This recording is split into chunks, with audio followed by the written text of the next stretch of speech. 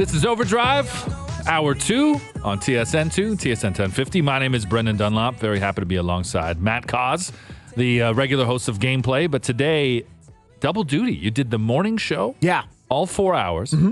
And now here you are for 3 hours of Overdrive. Yeah. What's the energy levels like? It's good because this job is fun. This job is joy. And also there's a lot going on between Canada winning, the Blue Jays offense being poor, still the residue of Auston Matthews, the Argonauts taking on Calgary, the Ohtani injury. Like there's a lot going on. So the energy's good. And also I love doing this job. Like I'm going to go on vacation next week. I'm gone for like 16 days. Let me guess. Yeah. Wine is involved. Of course. Yeah. The first half is Bordeaux. Mon Dieu. Yeah. Who goes to Paris? Yeah. Not Matt Cauz. Please, I get to Paris. I go south for 7 hours. I'm in Cabernet country. But then after that, I'm going to Morocco. So less wine, but actually I found some wineries in Morocco. Of course you did. Of course I did. But when if there was a winery in Saskatchewan, you'd find it. Oh, yeah. Yeah. Is this where you tell me there is? No, the climate doesn't work, and just the topography would be a little problematic. But the point is, getting back to your energy question, is that when I'm flying home from vacation, I'll be excited to work because I love doing the show, and I never take it for granted. So the energy level is good. The tough part when you morning radio, I find, is around like 2, 3 o'clock in the afternoon, which is kind of the nap zone anyway. And also, again, you got to avoid big food. Just like I had eggs and like some meat of some sort. I'm like, that's it. No heavy food. You don't eat before that morning show shift, but Nope. you did eat before today. Yeah. So I don't got to worry about you fainting over there in like block 3. No. Oh no. I'm. It's weird. I can go as we said, I can go many hours without food, which is an odd thing. Also, I'm trying to cut back because when I'm in Bordeaux, I'm running a marathon. Oh right, yes. Yeah. Do a lot of like wine connoisseurs do this? They put that on the calendar? Or is there like a wino tour, marathon tour? There's a waiting list of thousands to get on the Bordeaux Marathon. You're running through vineyards, and there is, no joke, 22 tasting stations. While you're running? Yeah. Well, this doesn't sound like it's about fitness. No. This one's about joy. No one sets a personal best. Like my personal best for a marathon is 3:28. Drinks or time? No, 3 hours and 3 hours and 28 minutes. This one here is going to be 5.5. So, but I dealt with a hamstring injury earlier, so my training has been great the last month. I've been doing acupuncture and all these things. Oh, wow. The point is, I'm trying to be as good as I can in terms of caloric intake between now and next Saturday, the 2nd, when I run. But let me tell you, and I'm not even going to drink at all the different tasting stations because I'm scared I'm not going to get it done in 6.5 hours. And then they just boot you off. It's not that like, that's your personal best that you got to beat. That's literally like they'll kick you off the course. Yeah, like you're at the Apollo and they got the hook and they're going to take you off the stage. So 6.5 hours. That's the release of shame. But I'm trying to be good. But the moment the marathon is done, I'm going to go for a caloric intake that's going to be disgusting. In the last segment, you revealed that you did not think that 4 years, $13.25 million of this extension for Auston Matthews was good. Yeah. Today, we are hearing from Leafs general manager Brad Treliving and Auston Matthews, who spoke moments ago. It wasn't something I just woke up and was like, we're doing a 4-year deal. I think it was just a lot of long conversations, a lot of thought, a lot of, just kind of going to bed, thinking about it, praying about it. And, in the end, this is kind of what I felt most comfortable with. And, just striking the right balance for both sides for, the year, the term, the AV, all that stuff, it was definitely heavily thought about and, a lot of back and forth and, a lot of different things kind of that go through your head and different conversations. So, I don't think I've ever done things just to be different. I just, felt strongly in my situation and my position that, that was the best deal for myself and the best deal for the team. From the source. Yeah. The one who revealed the news. He did. He beat everybody to it, including the team release. Yeah. Somehow beat even Adrian Wojnarowski and all those guys. And again, for people that are just tuning in, my issue with that deal isn't about Matthews or what he wanted or, he should have committed. It's nothing personal. It's that all the other teams that have done all the winning, all of their stars are 7 or 8 year deals. So if they're all over here and Matthews is doing something completely different. That just makes me nervous. That's all. I get that. Joining us now on the Maple Toyota Hotline is former NHL head coach and current NHL Network Analyst, Bruce Boudreau. Bruce, how you doing? I'm doing well, man. How are you? We're doing good. Thanks for making the time. It's a pleasure to talk to you again. The last time we spoke, I think we had anticipated that there would be a deal for Auston Matthews around July 1st. Then nothing happened. And then, boom, out of nowhere, here we get a Wednesday at 5 o'clock, the news release that blew up everybody's phone. So where were you when the Toronto media landscape shaking news happened? I was actually on the network, the NHL Network. It was the middle of our show, and we were taping it, and we had to change it all because this became the most important news of the day. That always stinks when you got one thing in the can and one thing going, and then you have to change it. But it's also exciting. And for me, Bruce, I'm curious your thoughts on this. And this is less to do with Matthews and his decision or Brad Treliving, but more about the ecosystem of the NHL. How much of a disadvantage from a competitive standpoint could this deal be for the Leafs? Because if I look at the other contenders, Kucherov and Braden Point, long-term deals. Pasternak in Boston. New Jersey, all their young stars, 8-year deals. Barkov, Tkachuk in Florida, 8-year deals. Sebastian Aho. I can go on and on and on.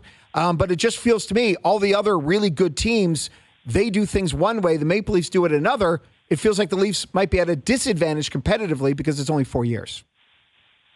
Well, first of all, it's really 5 years.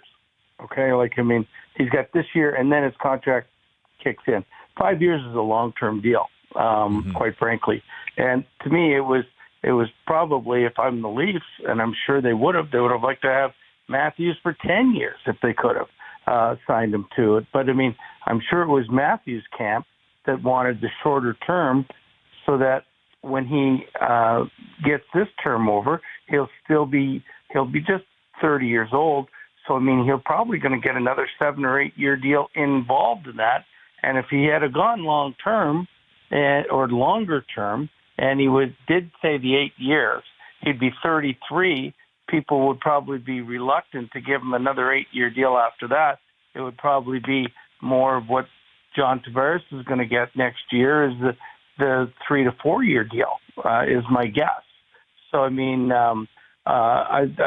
think, all the NHL teams, or the Leafs too, wanted the long-term deal, but I just don't think Auston wanted it at this time. But 5 years, by the time 5 years is up, all the guys that they're playing right now will have either graduated or they would have had to be almost rebuilding at that time anyway. So I think it was a good move for him. I'm with you, and I think that 5 years is a good compromise. Obviously, the Leafs would have wanted more, and 8's been out there on the table for other guys, but clearly there was a strategy with his own personal thought process and his career in terms of balancing out these contracts. I think he got it right. Do you think we'll continue to see 8-year deals? Because I think that this is going to start to fade.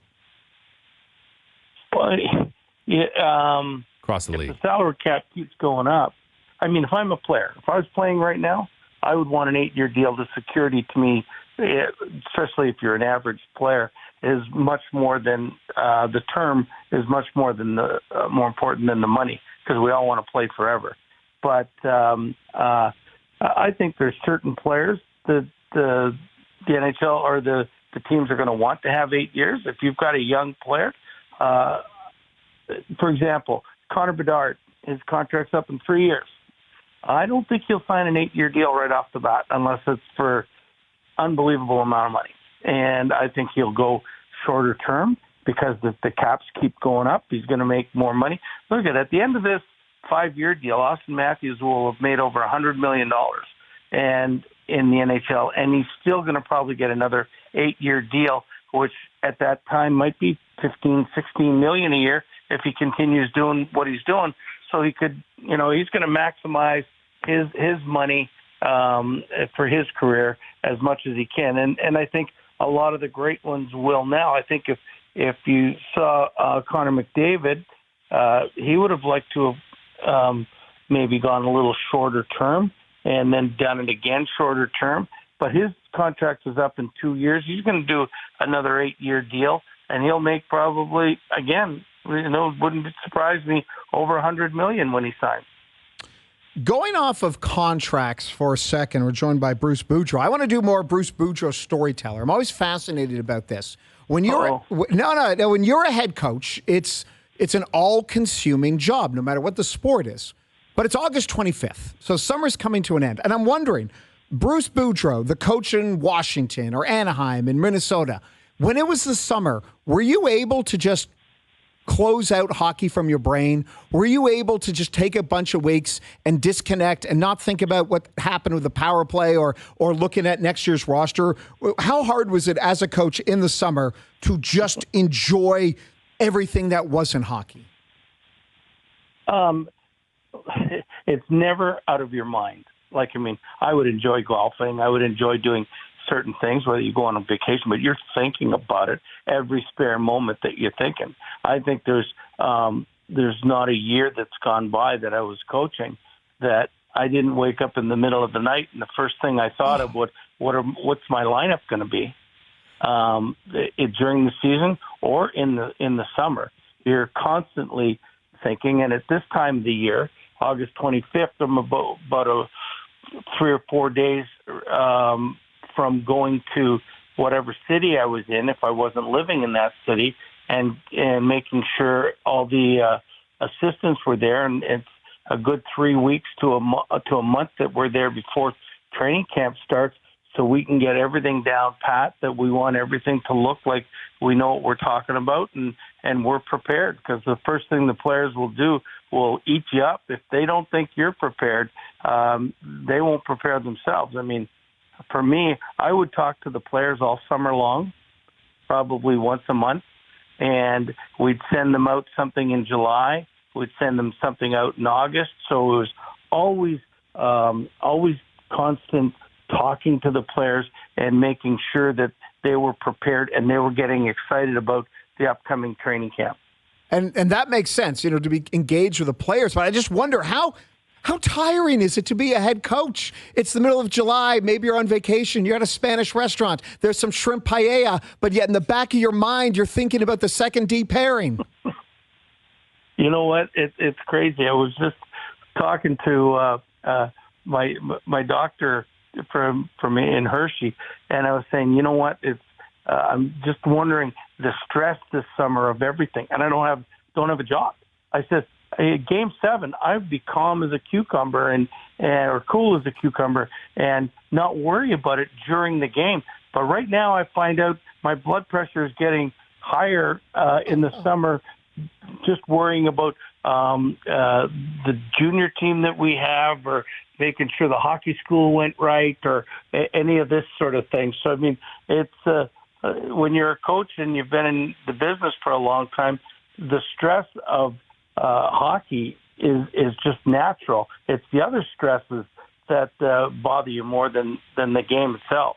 I'm with you. I can relate to that. It's when I'm in like work mode, everything's firing, and then when it's 5 days, but it's a staycation at home, like, how am I going to fit the meals in here? What? And time the dog walks? I can't sleep consistently. I'm with you, man. Bruce, that might be the only thing we got in common, but I'm with you there.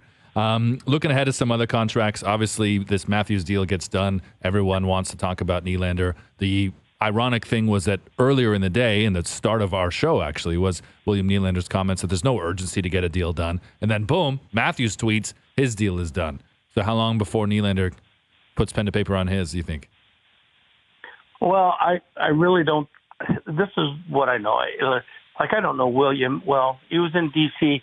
growing up. He played, I think, a year ahead of my son, him and Alex Nylander, when they were in D.C. But I coached Michael, and Michael, as hard a worker and as good a player as he was, maybe the most stubborn man on the planet. Mm-hmm. So, I mean, I just don't know if the apple falls far from the tree there. He's going to, I think he would wait till he gets it right. The last contract he signed, he waited till December 1st, if memory serves. And, I mean, he missed part of the year. So, I mean, he's going to get what he deserves. And quite frankly, he had the best year out of a lot of players last year. And if he continues on that trend, I'm pretty sure that he would be looking with a number with a 1 in front of it. And then you would imagine he's going to be looking for 10. I would imagine the Maple Leafs are going to be looking for somewhere in the 9s and looking at the Aho deal or the Timo Meier deal as sort of like a basis in terms of contract negotiations. What I wonder about is just the interesting thing about players and their comfort level. Some guys want that security and they want it done early. I think Nylander's a guy that doesn't mind the chaos, doesn't mind just the uncertainty of going into a final year without knowing what his next contract's going to be. And it's kind of interesting how different players view it so in just such a opposite view. Yeah, I mean, I don't know him now, but I mean, he was an awful confident young man. His dad was confident.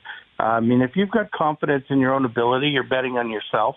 And I think he thinks, and rightfully so, that he's going to have another great year. Like if he's got 30 goals, say February 28th, okay, of this year. Like, I mean, he's going to be in the driver's seat for anything if he hasn't signed by then.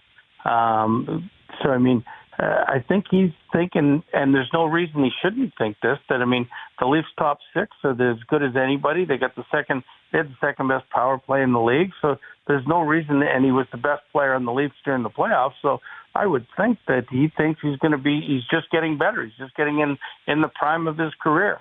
So I don't think he has any worries about where his next paycheck is coming from. Oh, no, absolutely not. Going slightly off topic, you've been mentioning confidence about the Nylander clan.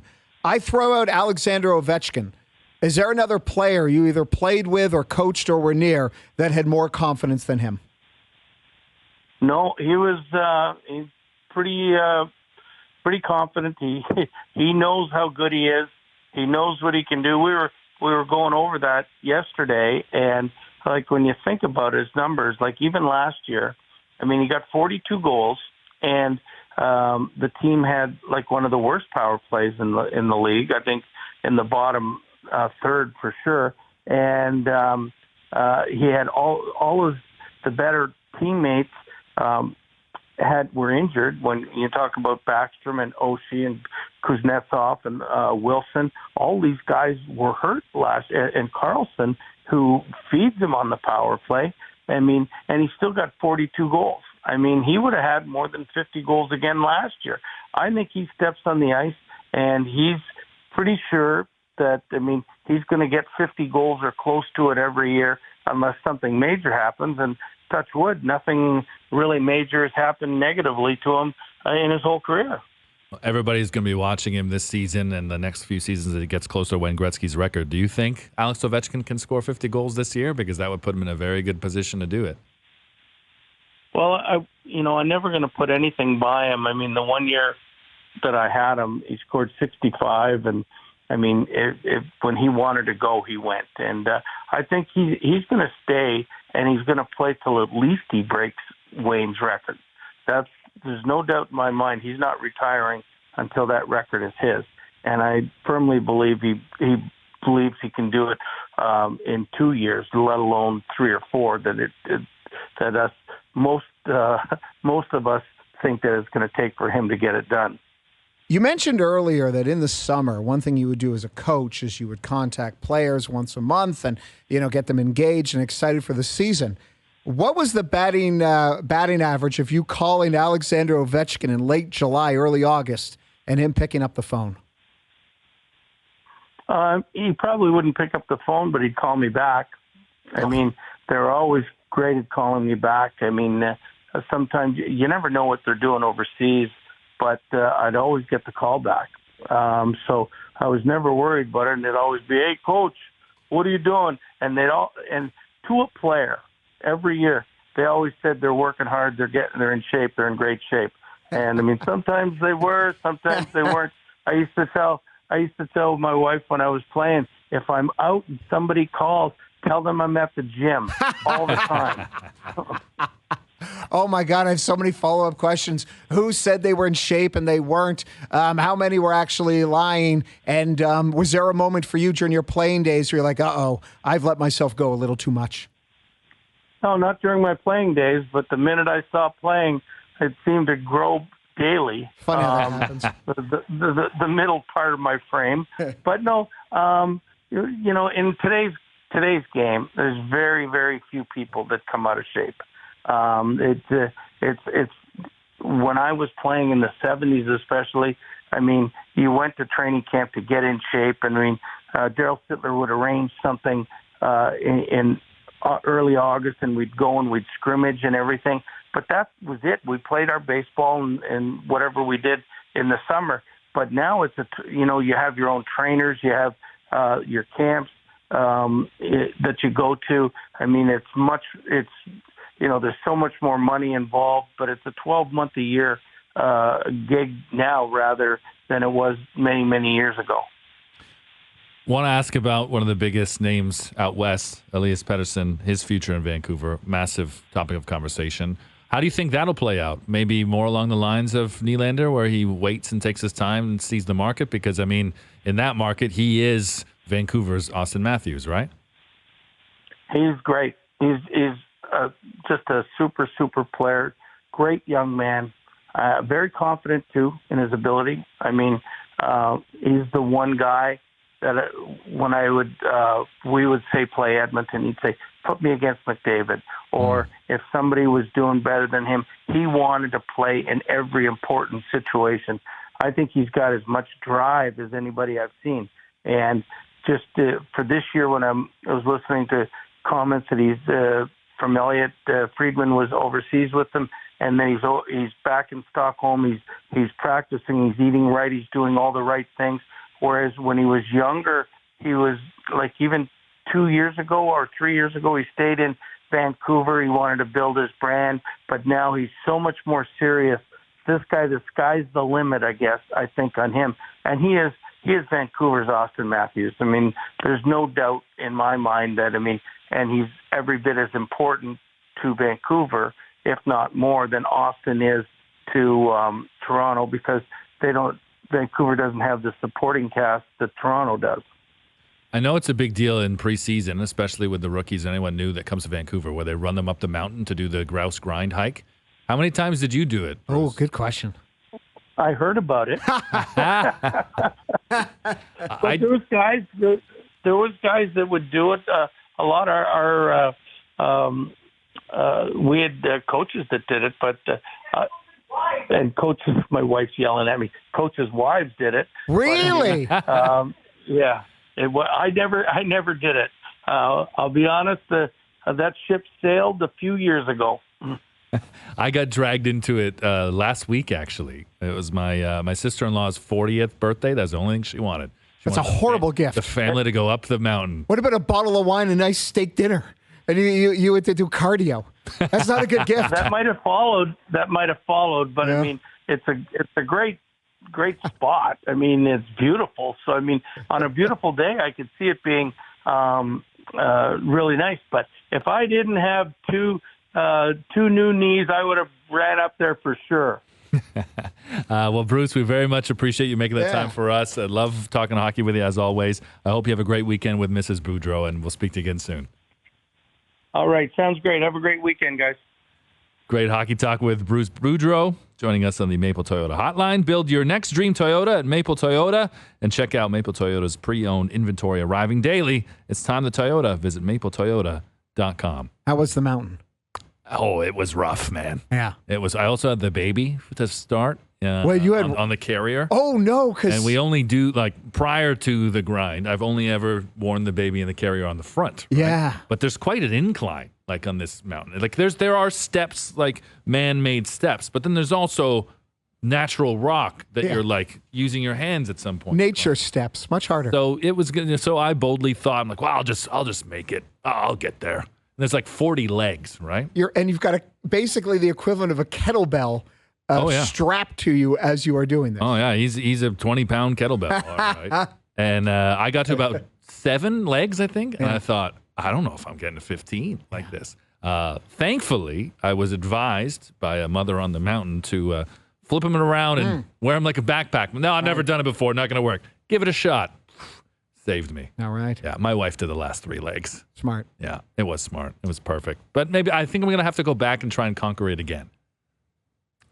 Oh, yeah. Absolutely. I don't know if I'm going to be, able to set a personal best time like you drinking wine in the Bordeaux Marathon. As long as I get it in the time, 6.5 hours, I'm going to be happy. That'd be the difference for me. Yeah. We got to take a break. More coach talk. Pinball Clemons from the Toronto Argonauts, currently their GM, going to join us on the other side. This is OverDrive on TSN2, TSN 1050, and the iHeartRadio app. Welcome back to OverDrive. My name is Brendan Dunlop. Been running things today on Mail It In Friday with Matt Cauz, who's definitely not mailing it in. You were firing on all cylinders, man. So much to talk about. Having done a morning show, and then taken a nap. No nap. No nap? No, I went for massage therapy for my left leg before the Bordeaux Marathon, and came home, rode the bike, had a little food, and then came here. It makes it sound like you ran the Bordeaux Marathon this afternoon as well in the break. No, in preparation for this trip in which you are basically just like jogging to justify your drinking. Yeah, that's right. That's really that's a pretty genius scenario, though. Yeah, that's 100% what I'm doing. Yeah. I had a great conversation with Bruce Boudreau before. I would have loved to have brought that up, actually. I feel like I've missed it. That's the one I'm going to think about in the drive home. Like, damn, I really should have asked Bruce Boudreau if he'd ever done some type of physical training marathon where there was a alcoholic reward, not just at the end, but along the way. 22 tasting stations.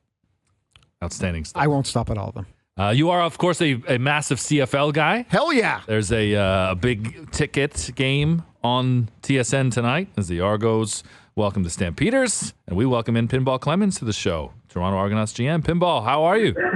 Excellent, gentlemen. How we doing? Very good, very good. It's been quite the season. Your Argos have had quite the start so far. I mean, obviously, last season ended brilliantly, but to start this year, has it sunk in that you guys are just flying? Well, we're truly proud of the guys and the way they've come together in such a short time, with a change at the quarterback position and then some other important changes on both sides of the ball.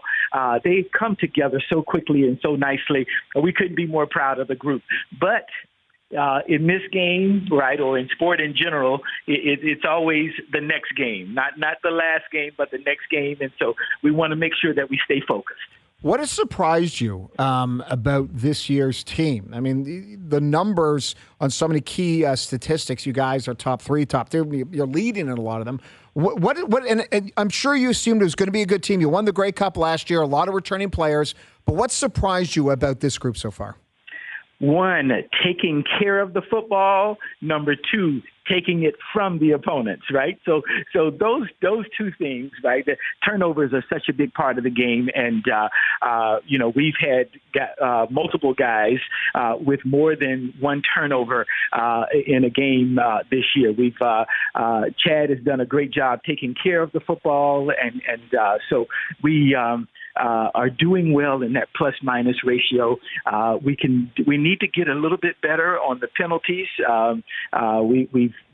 We've done decent with the penalty situation, but when you talk about wins and losses, turning the football over or getting turnovers is one of the foundational things. And so this team is not only a good team who's playing well and doing some good things, they're doing the extra things that actually produces wins on a consistent basis, right? And that's taking the ball away from the opponent and doing a good job of taking care of it on offense. Your quarterback, Chad Kelly, has been so good on the field. How important has he been to this team off the field? I think what you see on the field is a byproduct of what takes place off the field. He has been central to the success of that offense. He's electric. He gets guys to come in early and stay late.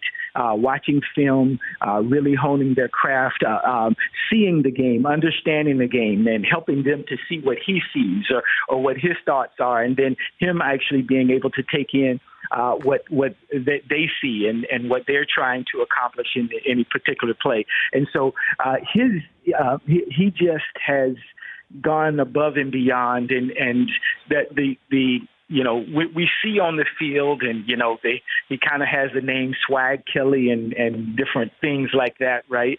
But it is what he does when no one else is watching that's made the real tangible difference for him, and as a byproduct that for us. By the way, you were talking before about turnovers. The Argonauts lead in the turnover ratio at plus 12. Again, it's Argonauts Calgary tonight at BMO. And if you go to the game, you can go to the X for free. Again, a reminder, do not drive. If you try to drive to the X right now, you will be miserable. But getting back to Chad Kelly for a second, you used the word swag. And I mean this as a compliment. To me, I don't see swag. I see confidence, but also in a way, I see just boring professional athlete. And I wonder, is part of his success just that he's older and more mature and not the swag guy in college? Like all the stories about Chad Kelly spending the whole offseason in Toronto working on the game. You just mentioned it there, Pinball, about him getting other guys to come in early. I got to tell you, Pinball, as someone who's trying to create content, I could use a little bit more swag. I just see a boring professional. It's interesting you say that because when I came in as the general manager, they asked me a question. I'm not sure remember what the question was exactly, but I said that I want to be boring. Right? Yeah. When your team is bored, you just go out, and he has done that in just the multitude of ways, right? In the middle of a practice, right? He stopped the practice and say, "Hey guys, we need to focus a little bit more." And he's done that at the end of practice, right? He takes guys in after practice, and so someone smarter than I said that. That this whole idea about winning, right? It's greater than the will to win is the will to prepare to win, and that's what he has done so well. He has gone and prepared himself to be successful. Starting, that's right, in the winter workouts and being here all winter, and going right through to today. As we stand today, you'll see him make those measures, and that doesn't mean you're going to win every football game, but what it has meant for us is we've turned out to be one of the top teams with predictable results on a consistent basis, in large part because of his leadership. You're a guy that always seems to very easily build good chemistry quickly with people you work with. What's it been like working with Ryan Dinwiddie and the job that he's done for your team? Ryan is so committed. He really the two of those guys are two of the bright spots, right? Everything you do doesn't go well, and people don't always see the things that didn't go well, the ideas that didn't go well. But Ryan was that pick. I was looking for an experienced head coach that would be able to come in and settle our environment after 2, 4, and 14 seasons. And after we interviewed him, because quite honestly, I was interviewing him for me as an offensive coordinator. Really bright mind, former quarterback, studious. His dad was a coach, and so he grew up with it. And so I was thinking all of these wonderful things about, hey, how great of offensive coordinators. And then we did the interview, and his passion and maturity came through. How hard he works. We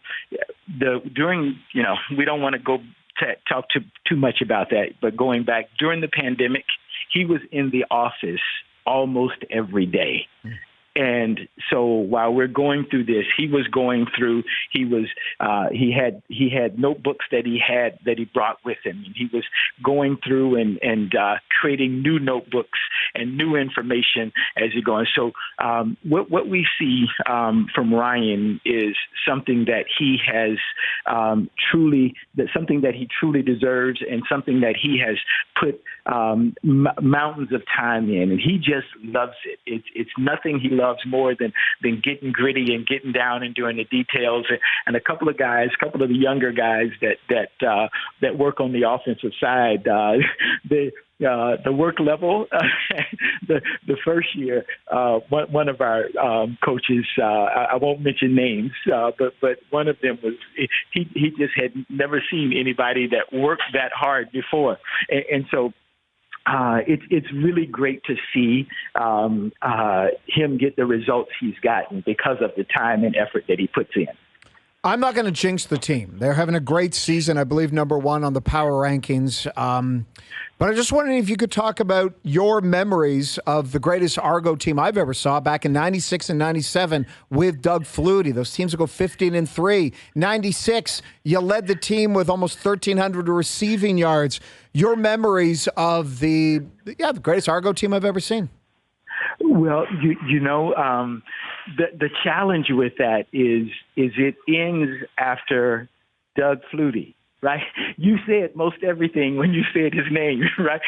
This guy, he was magical, and just have the opportunity to play with him. However, I just did what I think many people do, and that is not take into context the defense that we had, and the guys over there and how well they played. We had several guys.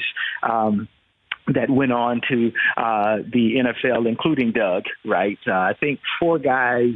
Vanderjack was one of those as well. Our center, can't grab his name this quickly, but sign of age. But he all 3 of them made teams. Then we had a couple of more players that went that maybe played a little while and maybe even came back here, and so that team was loaded on both sides of the ball, and not only that, we were able to play really smart, really aggressive special teams. But when I made an error, because when I said you kind of can stop the sentence at Doug Flutie, actually Don Matthews, the best coach I've ever had, and Doug Flutie. And then when you combine the host of characters, and I think we have to admit that we got a little bit of a gift, because that 96-97 season came after the U.S. experience. And we had that dispersal draft where everybody where all the players that played on the U.S. teams were dispersed to the teams, and if you finished bad like we did the year before, you got a higher draft choice, and so we got a little bit of help there, and so I won't say it's the most authentic great team in history, right? Because we got a little bit of a boost there, so we have to kind of hold that in check. But wow, certainly the best team that I've ever been on, and certainly one of the best I've ever seen. I can't say it's the best because I'm not allowed. But wow, and really special memories from that team as well. There's many guys who were. Robert Drummond, how special that guy. He could have won the MVP if it were not for Doug, and there's so many guys who had great years, and because of the shadow that is our head coach and our quarterback, I think there are many people who get overlooked.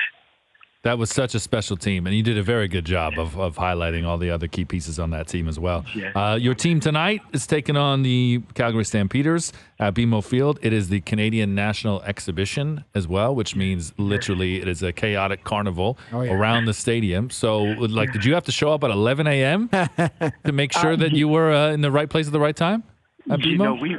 We practice here every day, right? And so you kind of have you develop a little bit of a system. So I was actually really good. The traffic wasn't terrible coming into the city in the 4-ish hour, and I was actually able to go up and there's a little street that's just past Strawn, that you can go up to that light, and then you can U-turn right there, and you come back and you go right into where the Intercare Center parking is right there. And so I actually had an easy entry. And so if that makes sense for anybody, you have a sneaky of course, path. By the time, yeah, you have a sneaky path. I'm sorry to interrupt because just driving in downtown Toronto is a hellscape.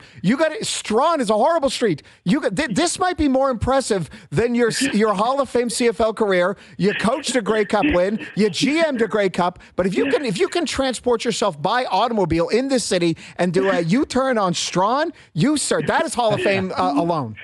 But that is the key, though. I didn't turn on Strawn. I went past Strawn and to the next light, right? He's writing this down. Turn left, and when I turn left there, and you then turn left to that next light that's there, then you can go in. And you go straight into that Intercare area. But if you stay in the line to turn in on Strawn, you're cooked. Oh, you're doomed for a while. You're doomed. The parking stewards that now realize you've given away this secret on OverDrive. Next time they see you, Pinball, it might be the first person that doesn't smile back at you. No one can be mad. No one can be mad at him. Thanks so much for taking the time to chat with us on OverDrive. Best of luck tonight and the rest of the season. I can't wait to talk to you again. All right. Thanks so much, guys. Really appreciate it. You're awesome, and have a great weekend as well. Thank you. You too, Pinball Clemons. One of the very best. The Argonauts, one of the very best in the CFL right now. I like your surprise that he could find the space. No, it's impossible. That he's always find the lane in the open. Liberty Village, it's basically Lord of the Flies, except with like minivans and Suburbans and sedans. Okay, it's horrible. It's horrible, and it's driving in that area is a fate worse than what happened to Piggy with the boulder. And I'm literally on Google Maps right here, looking at Strawn, trying to see how you would get there. I walk by that area. I jog by that area. I feel bad for all the cars. You're not making it to the game tonight before kickoff, but you can watch the game on TSN. Yes. You're watching OverDrive on TSN2, TSN 1050, and listening on the iHeartRadio app. OverDrive brought to you by FanDuel, bringing you everything from the opening line to the final score. You got me, Brendan Dunlop, alongside Matt Cauz on today's show. Mailing in Friday. We're not mailing in. There's too much going on. Two iconic names in their sports. Yes. In this last hour, Bruce Boudreau, Pinball Clemons. There's an iconic name at that facility that the Argos are playing in tonight, BMO Field. Yeah, I wanted to ask you, and you know what? I'm going to ask this in a really sort of technical, fancy way. Try to keep up with me. Are you going to put on an English accent? No, I do a horrible. I can do a bit of a Cockney, but I'm not good with the English one. But just, I hope this question doesn't go over your head. Okay. TFC, what the hell's going on? Very technical question. Thank you. So, bit of chaos. Yeah. The one football team at BMO Field is outstanding. The other football team is in complete crisis. Toronto FC, the news on Friday being that superstar designated player Lorenzo Insigne left training on Thursday after an argument with interim head coach Terry Dunfield. This was reported by a friend of the show, Josh Cloak, and Tom Bogert, who is the MLS Woj of The Athletic, that it's not the first time either, supposedly, that this has happened, but that Lorenzo Insigne didn't take too well to being asked to split drills with a 20-year-old Canadian, split reps in a drill. And I can just imagine that there's quite a few of these undocumented arguments that happen regularly. We know this in any sports setting. Yeah. But for a team that's had a whole month off because of the Leagues Cup, they've only played one game. They're 1 week back into this MLS restart season. There's 9 games left after Columbus this weekend. Like, just go out on a high. And this team can't even be on the same page in the same room. Is it so bad there that, let's say Messi just flipped over to Toronto right now? Could he fix this? could because, Inter Miami last, now they're winning all the trophies. They're going to need to get, I think, like 20 out of a possible 26 points if they want to actually make the playoffs. But could Messi fix the mess with TFC? And that was a horrible line by me, and I hate myself. I'll tell you, a lot of the messes, a lot of the lack of leadership that exists and has allegedly existed in this Toronto FC landscape, because it's not just directly in the change room, in the dressing room, wouldn't exist if Messi was here. Wouldn't exist if Cristiano Ronaldo was here. There would be other things, especially with Ronaldo. There might be some similar things even, but you wouldn't have this level of chaos and dysfunction. And what sucks is it's been allowed to permeate all season. Yeah. And the positive change, and as in the positive personality that Toronto FC brought in Terry Dunfield, seems to be wearing thin perhaps already, or not have worked on kind of two of the star pieces that you really would have hoped. And the transfer window ends on September 1st, the European transfer window. The Saudi transfer window doesn't end until September 20th. There's a real possibility that both Lorenzo Insigne and Federico Bernardeschi don't even see out the end of the season. That they're gone to one of those places before the end of the year. And it just feels like such a chaotic failure for a team that made two of the biggest moves in league history, let alone in club history, to not even get one good season out of it. To see it end maybe before one complete season because they only joined mid-year. Like, it really sucks, man. Yeah. I feel for TFC fans, and I feel for the people. I see it on Waking the Red all the time, the commenters that are like, get them both out of here. And if you'd said that this time last year, that's the situation they'd be in, nobody would believe you. Nobody would believe that it wouldn't have worked and it had been as chaotic as it has been. Well, there's some people that might not have thought that you and I, two hosts, would have been able to get through the show as seamlessly if we have, my friend. Easy. More wine references, much more. We'll talk to someone who I know very well who's played football, and you see him talking football on this station all the time. Luke Wilson on the other side. This is OverDrive. It's Mail It In Friday, brought to you by Boston Pizza. Weekends are better with fish bowls and frosty pints on the BP patio. So grab your sunscreen and let's have a weekend. See you on the BP patio. See you on the other side. This is OverDrive.